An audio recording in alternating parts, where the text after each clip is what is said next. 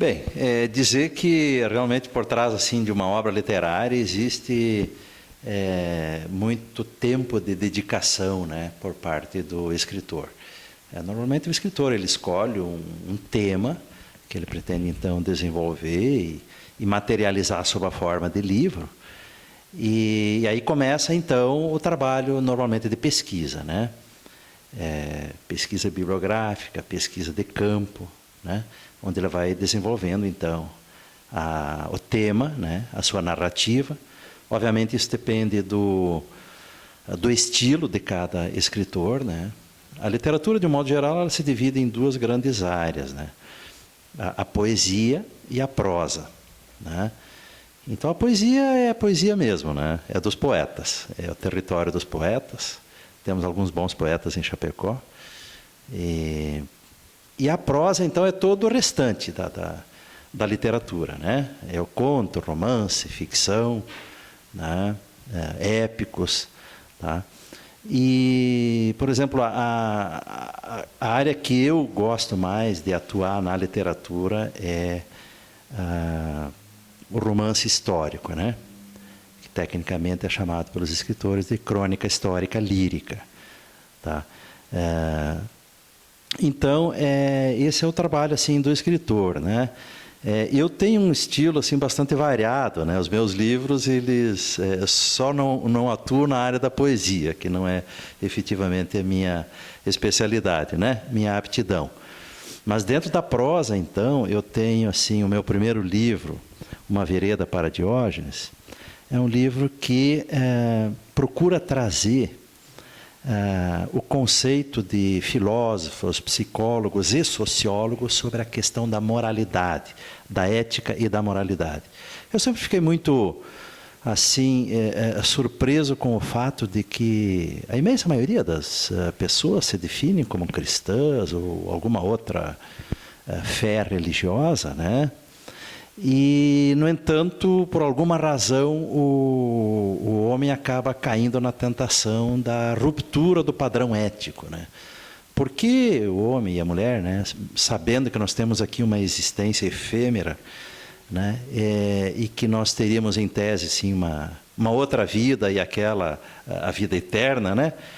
Porque mesmo sabendo disso e mesmo sabendo que a corrupção é um dos piores crimes que pode existir, porque é através da corrupção que tu está condenando alguém ao analfabetismo, é através da corrupção que você está negando atendimento médico a quem precisa, né? Então a corrupção ela mata efetivamente, porque é aquele dinheiro que vai faltar lá para o Hospital Regional do Oeste, no nosso caso aqui de Chapecó.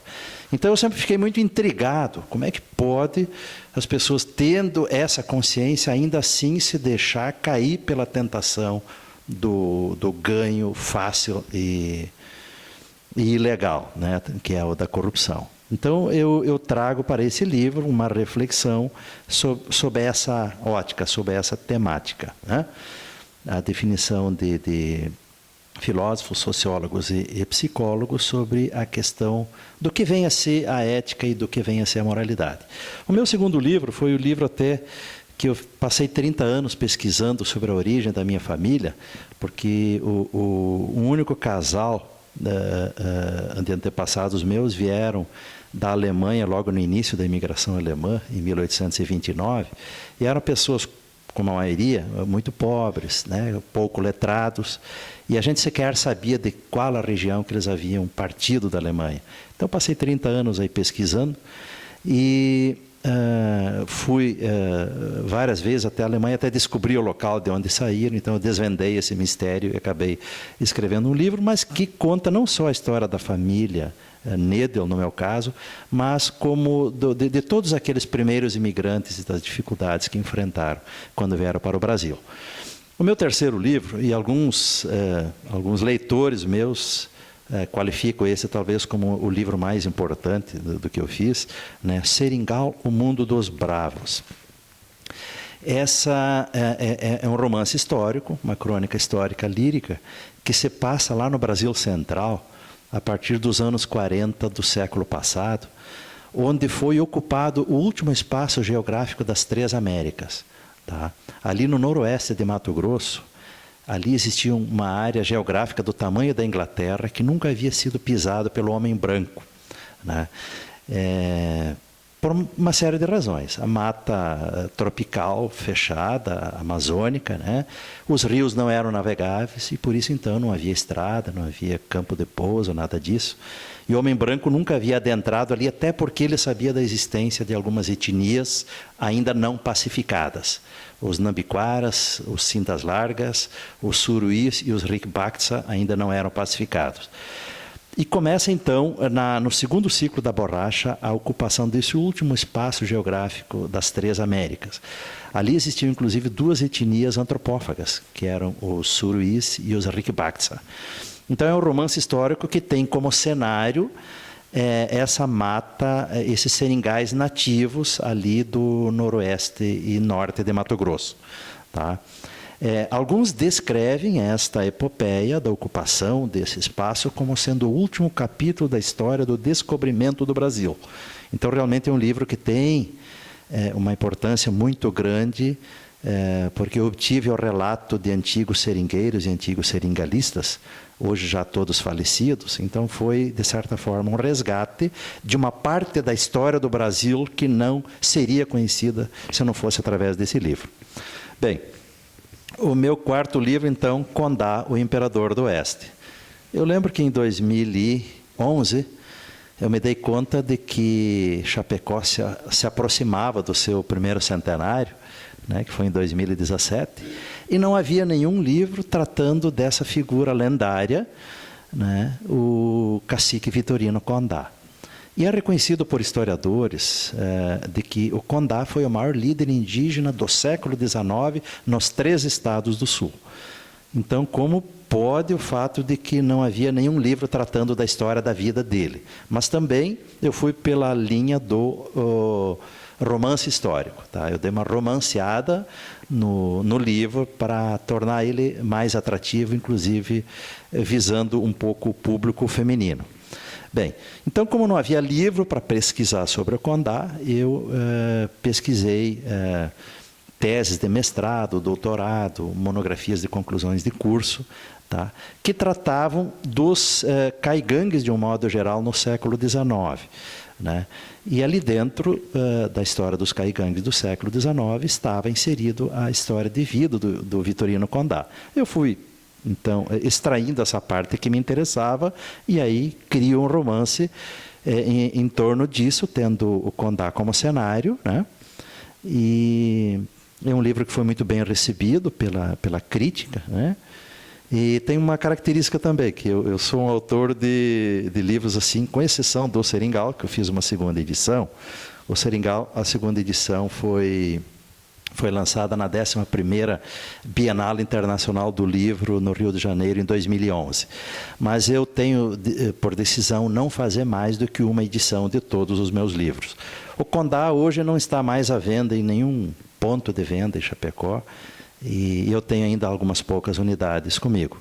Os demais eu já não tenho mais, já estão esgotados, né? Aí vem o livro que eu considero o livro sagrado da Chapecoense. Por quê? Por que eu considero um livro sagrado? Em 2016, em 2015, aliás, eu me dei conta de que algo extraordinário estava acontecendo aqui em Chapecó, onde uma equipe de futebol de uma cidade interiorana, né, de 200 mil habitantes, em 5 anos havia saído do sem série para a Série A, e ali se mantido por, no mínimo, 4 anos. Né? Isso chamou a minha atenção no sentido de que algo de extraordinário deveria ter acontecido ou estava acontecendo nos bastidores desse clube. Aí eu me entendi com o presidente Sandro Palaoro e com o vice-presidente de marketing, Jandir Bordignon, que me garantiram, então, livre acesso a todas as dependências do clube. Tá? Eu frequentava, inclusive, o vestiário, antes dos jogos, pré-eleição, treinos, né? E visitei e frequentei todos os setores do clube, para tentar identificar ali os personagens que construíram essa trajetória única, que jamais será repetida na história do futebol brasileiro. Bem, eu identifiquei 36 personagens, desde a cozinheira, a secretária, né? A imprensa, que é absolutamente indispensável no futebol. Tá? Eu escolhi, inclusive, o Edson Luiz Picolé como personagem para representar a imprensa.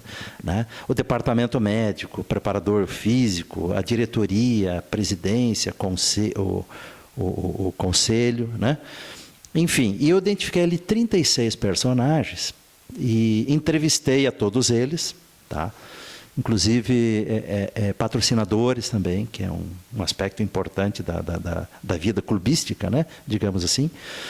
E eu escolhi 36 personagens e gravei uma entrevista com todos eles. Eu estava esquecendo de dizer dos atletas, né? Que sem os jogadores também não existe o futebol, né? Então, obviamente, dos 36 personagens, 5 são jogadores.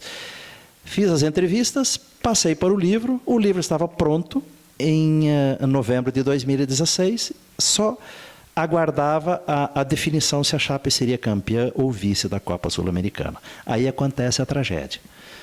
Quer dizer, daqueles 36 personagens, 10 perderam a vida na tragédia. Vou tentar lembrar de todos eles.